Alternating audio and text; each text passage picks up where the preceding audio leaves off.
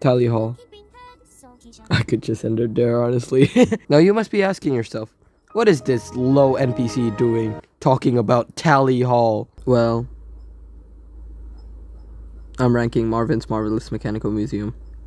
Right now, I know what you're thinking. What the Marvins Marvelous Mechanical Museum is an album from 2005 made by these people who are also known as TallyHall. Now this band, and specifically this album, means a whole lot to me. It has got me so far in many things, and like it has let me meet, it has helped me reach I have met so much people due to the common liking of this band, and specifically this album, because this is their biggest album so far. I mean, they only released two, which was this one and this one, but this is the most popular album made by them. Obviously, I knew that making a video on this would not do it justice, since so many people have already said everything there is to say about this album. Heck, somebody even made a review on every single song by TallyHall. And look, this guy did it too! Even though there's a clear outclass of better videos about the same topic, I'm still gonna try to do this, because I love this album, and I'm gonna shut up and let's just do this. For last place, it'll be. Before we get into this, I just have to say this next part has so much Schaeferless vibes, and you'll see what I mean. But going into this, I didn't expect Haiku to be the lowest rated song on this album. Well, obviously there is a reason why this song is rated so low on the list. The song by far is the weakest out of all of the other songs on the album, honestly. My overall perspectives of Haiku was, it wasn't much, but like, that's the problem, because it wasn't much. It wasn't bad, it wasn't like a bad song, like, it was just, there was nothing to talk about. It's just a song about a man writing a haiku to his lover. And that's literally it. And, there's nothing special to that. And there's no, like, interesting, like, additional parts onto it. Sure, it's simplistic, and sometimes simplistic adds to the authenticity of some songs. But not in this case. It just felt normal. I mean, it wasn't that bad, but like, it wasn't good either. But I'm sure the other song is actually a good song that wouldn't emotionally conflict me. You know what, guys, I'll be honest here. When I first listened to this album, I didn't even know this song existed. But anyway,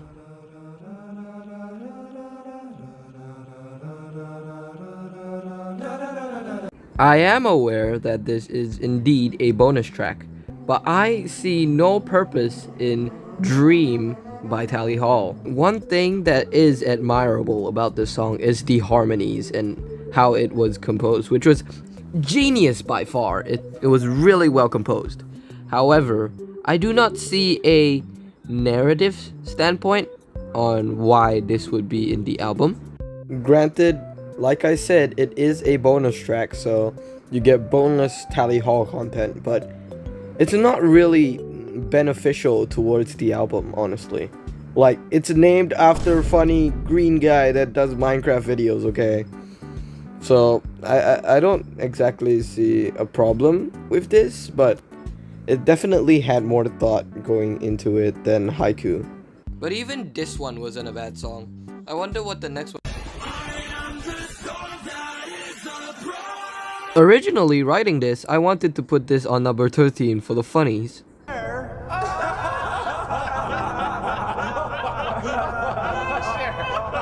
But to be completely honest here, 13 by TallyHall isn't really much. The only reason I put it so high was because it leads to one of the best songs in the album. But other than that, it really serves no purpose.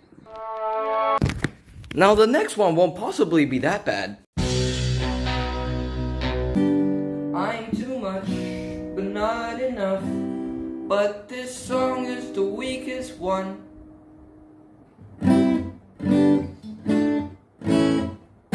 At this point by now, most of the songs are like reasonably rated, but this one would be where I would say the album rating starts rating. Does that make sense? Just Apathy would be where I'd say the list starts reviewing actual songs, except Haiku. I don't know what happened to that. You can't keep getting away with it!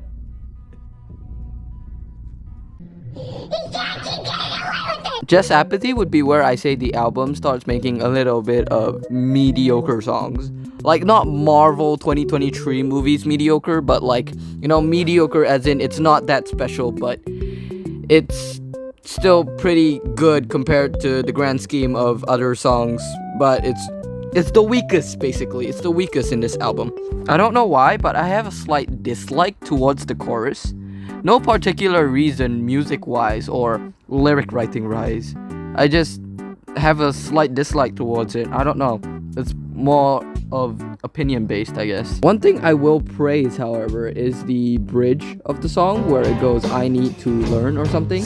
Where it does a key change, and like a couple of chord changes, and it's kind of unique, I guess. Also, from the solo onwards leading to the ending of the song, that was pretty good too. I have to say though, there is nothing wrong with liking the song. It is admirable at best, but mediocre at worst, so if you like this song, I completely understand. But for now, I feel that it's completely fine to put this on number 14 on the list. Anyway, the next song, Be Born is, it's Be Born. The idea of a country-ish song in a TallyHall album was interesting at first, until like it got very mediocre. This song struck me interesting for like a week or something until I got really tired of it. I don't have any strong feelings against this song. I'm just really pissed that it got number 13 instead of the song 13.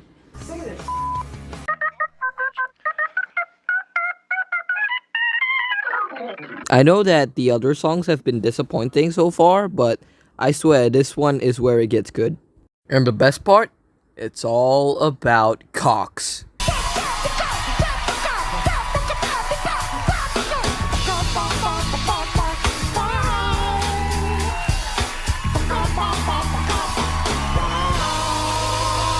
I wish I could have rated this higher, but Mucka Blucka is one of the greatest TallyHall songs ever written. In all honesty, this song is pretty great. Comedy gold. My only problem with it is that the joke lasts a little too long, which makes the joke kinda not so good anymore. And plus, liking cocks is gay, so I can't really like this song. Normally, I would make a giant musical critique on this song, but it's Mucka Blucka, man. Just have a good time. I really wish I could have rated this higher, but the other songs are just so much more superior.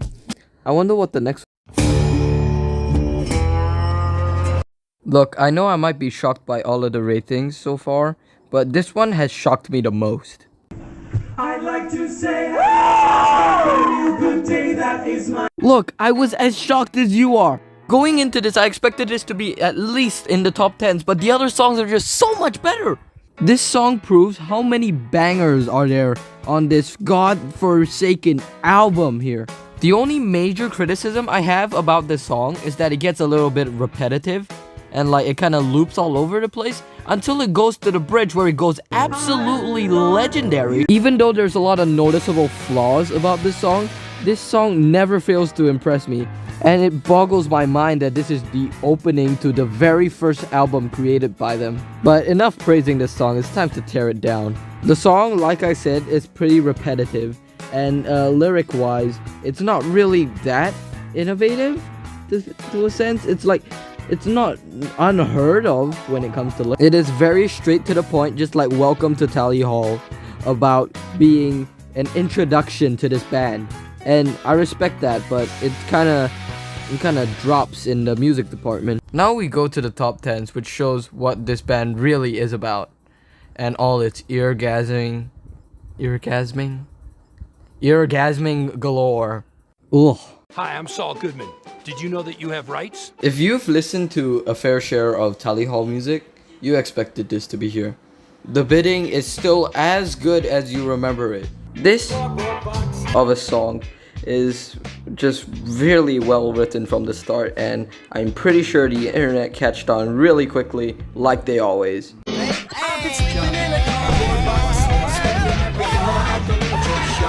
Because of the oversaturation of this song, it kind of desensify, is that the word? I don't know. Basically, the internet just devalued the whole song by a lot because of this stupid fucking... Anyway, removing all my personal biases, this song is pretty good, actually. It's, like, really well written. I like the whole message behind the song, and it's a really good song. There's nothing more to say. Anyway, the next song, well, that's something else, I tell you.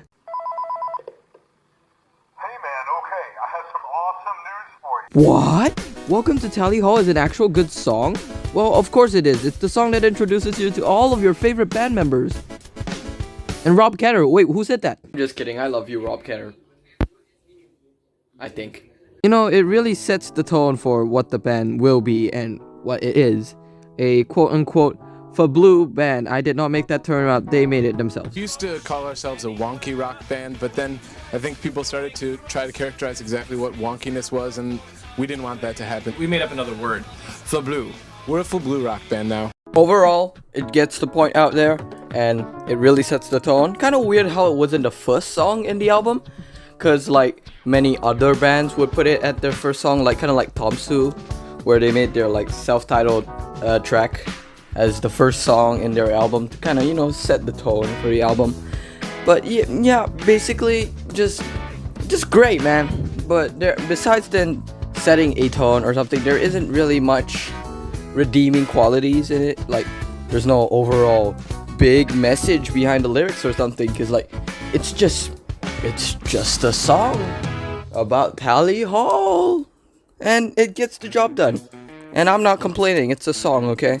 It's a song by TallyHall.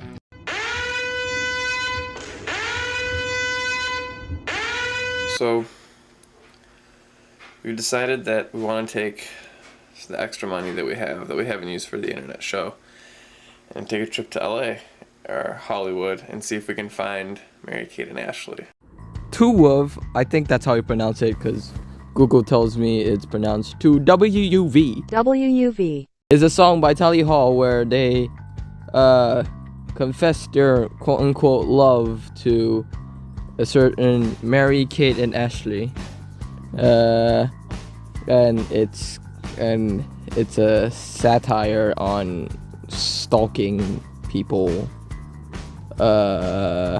Overall, as a song, it's a fucking bop, and I just don't see how people would not like it. This is all personal opinion. You don't have to like it because of my opinion, but the song is just a bop. It's a fucking bop. I love it. It's great. What? Oh, my lawyer has advised me that I have to state this out. I do not support stalkery or any stan culture. You know what? Wait, you know what? This song is basically just stan culture. Man, this song was just way ahead of its time.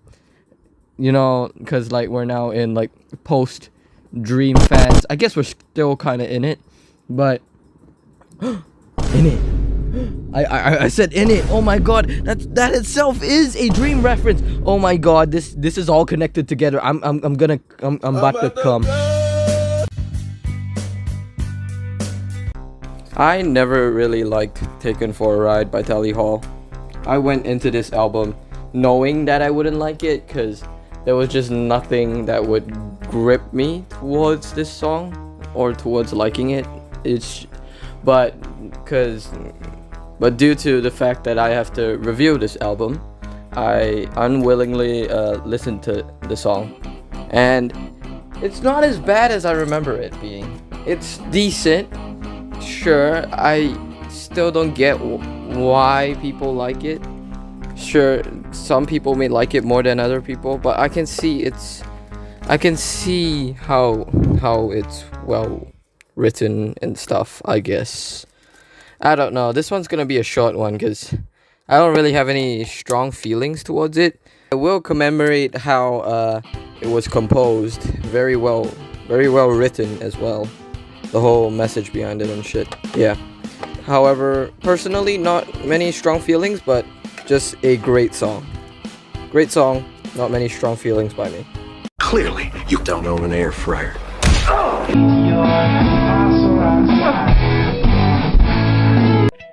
Greener would be my most comfortable rating on this album, as it sits at the perfect spot. Honestly, that's how I view it. It sits at the perfect rating where it's pretty good, but not the best in the album by a long shot. It's not.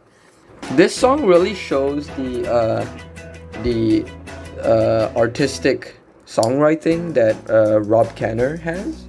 That is, if you count this as artistic songwriting. But I personally think it's great, man. It's really good. Originally, before reviewing this album, Greener, just like Take It For A Ride, was a sleeper hit. I originally didn't like this song at all, but after a re-listen, it's pretty fucking good. Even garnered itself another re-listen because it was that good. I take back that RobCantor joke that I made just now. He can write some good bangers when he wants to, especially the Shia LaBeouf stuff, which was wonderful. I think it's a great song, deserves its spot here, and I guess we can move on to the next one.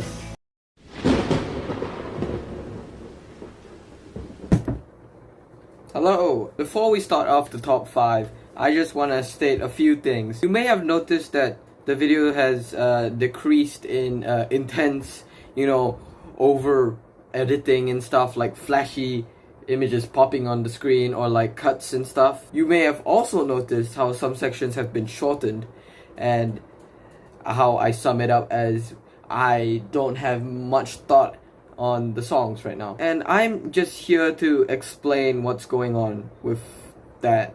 I don't know what I'm doing with my hands, but you get it. This video has taken a lot of time to edit, and it has been pushing many projects from my upload schedule, like Based, some skit videos, everything. It has been pushed aside just so that I can finish this video.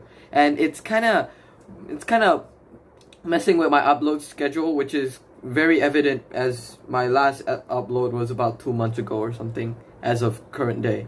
But it has been really pushing my upload schedule, so I am trying to make this as fast as possible for y'all, so that you get entertaining content as fast as possible without it making me upload every 5 months, Second of all, I wanted to make some parts a little bit more serious, because there are some songs where I have very heavy emotions upon it, but I don't want to bombard it with boom, boom, boom, boom, boom, or like boom, boom, boom, boom, that. So, like, from top 5 onwards, I know there will be some minimalist editing, and I promise you it's not laziness. Maybe it kinda is, because I'm kinda speeding up the editing, but I want to take it as seriously as possible and get my overall opinions on the songs true by the last top 5, and hope you understand. Yeah. Alright, back to the numbers, alright? Spring and a Storm is really good, y'all. This song might be one of the most well-written songs on the album, and I wish it would be higher, because it's really good, and it was really hard to decide if this was gonna be number 3, or number 4, or what it is right now, number 5, because it had really hard competition, and it's really fucking good. The opening riff to the song is so catchy, and I would say iconic if it was more popular, but it's so catchy and so unique, but it's so basic as well that, it stands out, and it's really great. And the way the song ends in almost the same arpeggiating way, it really forms together, it's really well. It's a good song from start to finish.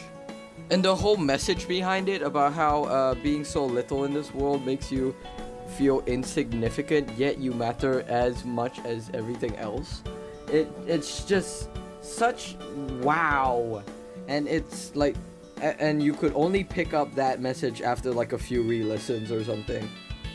Also, like the tiny stuff they add into the instrumentals of the song is just really well, it's very well done.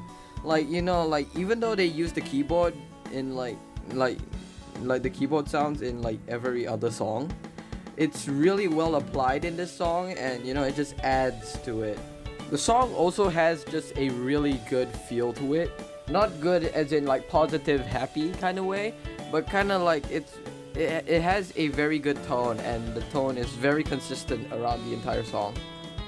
This song could honestly compete as one of the best songs on this album, but I will put it on 5th place for now.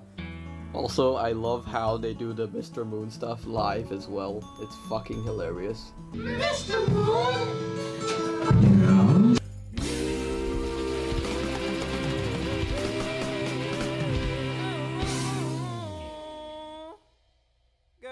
Who could hate The Whole World and You, man? It's just a nice song. One of the songs written by Andrew Horowitz, you sweet, sweet child. I don't know what happened there. And it's about a person insisting that another person is the most important thing in the world and nobody can compare. I don't really understand it too. I just read it off a Genius article. I love how the aesthetic of the song is just very obvious, and I love the ragtime elements of it, kinda. I guess it's kinda ragtime.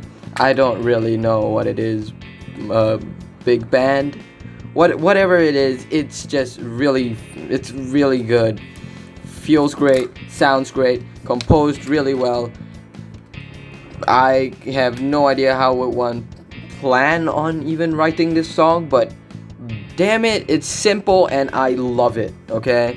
And that's The Whole World and You.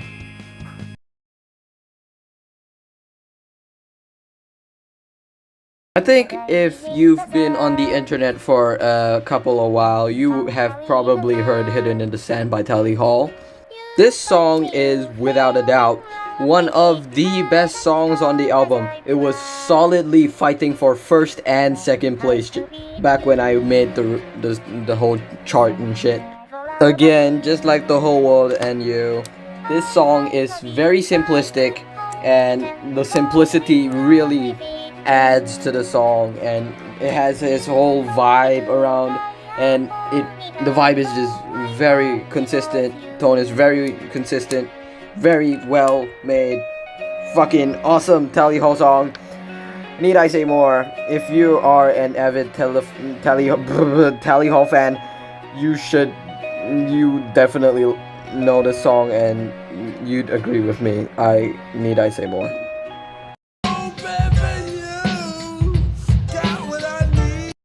Alas, the moment we've all been waiting for. It has finally come full circle once again. We end off with Ruler of Everything.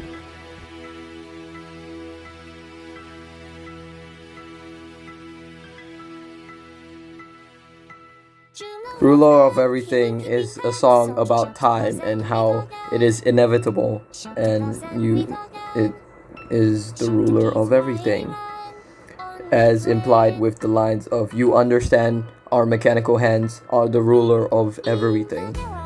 This song is it's a metaphor, it's a representation of time.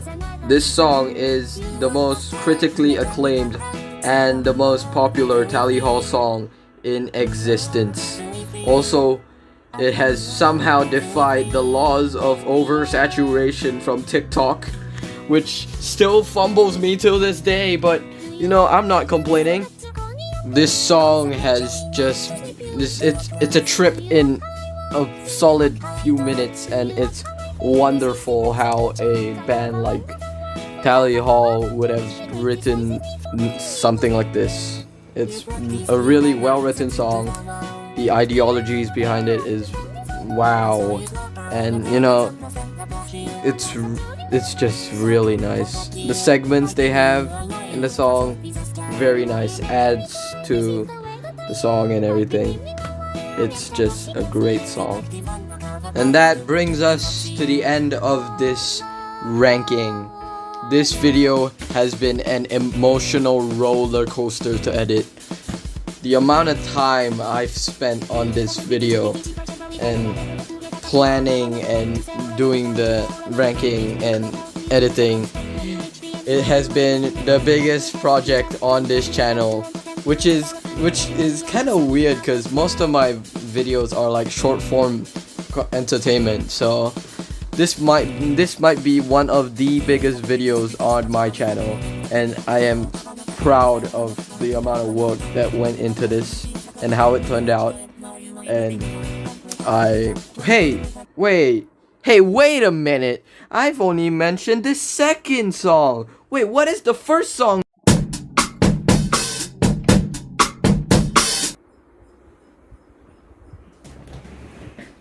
It's blinding dark and it's getting dark and the sun is falling from the sky.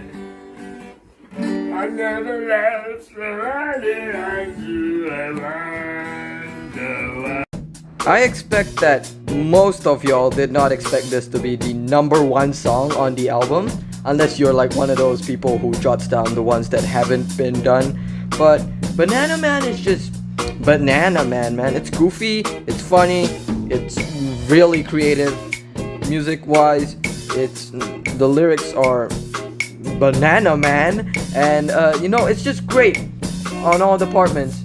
No major criticisms on Banana Man, because it's Banana Man. Okay, what do you want me to say? It's Banana Man. My life is a constant entrapment of tunnels which tangle and wind and beguile. And regardless of where I may tumble or funnel, I wonder what's really worthwhile. Bum, bum, bum.